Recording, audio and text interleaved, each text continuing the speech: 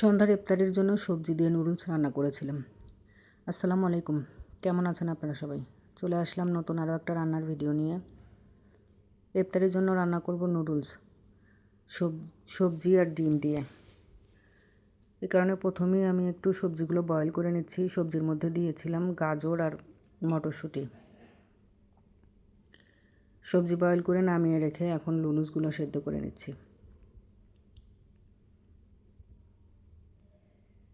Noodles সেদ্ধ করে নিয়ে এখন নুডলস রান্নার ব্যবস্থা করব।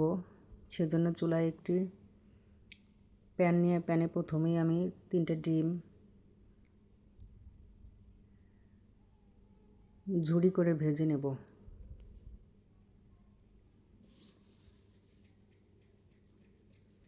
যেহেতু শুধু ডিম দিয়ে রান্না করবো, এখানে ডিমটা একটু বেশি করে দিলাম। চিকেন দিলে ডিমটা একটু কম দিলে সমস্যা হয় না, কিন্তু শুধু ডিম আর সবজি দিয়ে রান্না করবো, এই কারণে 3টা ডিম দিয়েছি। ডিমগুলো এরকম ঝুরা ঝুরা করে ভেজে এক পাশে রেখে দিয়ে আর এক সাইডে আমি এটা একটা সাইড করে রেখে আর এক সাইডে আরও একটু তেল দিয়ে এখানে কাঁচামরিচ পেঁয়াজটা ভেজে নেব। আমি নুডলসে কখনোই রসুন কুচি খেতে পারি না। অনেক আপুকেই দেখি রসুন কুচি দিয়ে নুডলস চাউমিন রান্না করে, কিন্তু রসুনের গন্ধটা আমার ভালো লাগে না। এই কারণে আমি পেঁয়াজ ব্যবহার করি সবসময়।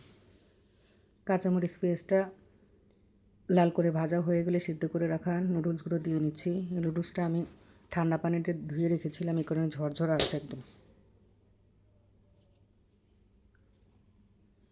নেড়ে চেড়ে মিশিয়ে নেব আর দিয়ে নিচ্ছি নুডলসের প্যাকেটের মধ্যে যে মশলা দিয়েছিল সেটা, আর স্বাদে ম্যাজিকের 2 প্যাকেট আমি একসাথে করে কেটে রেখেছিলাম। সবগুলো মশলা আমি ব্যবহার করে নিলাম। আর বয়েল সবজিগুলো এখন দিয়ে নিচ্ছি। সব কিছু দেওয়া শেষ। এখন ভালোভাবে নেড়ে চেড়ে মিশিয়ে মশলাগুলো মিশিয়ে দেব নেড়ে চেড়ে।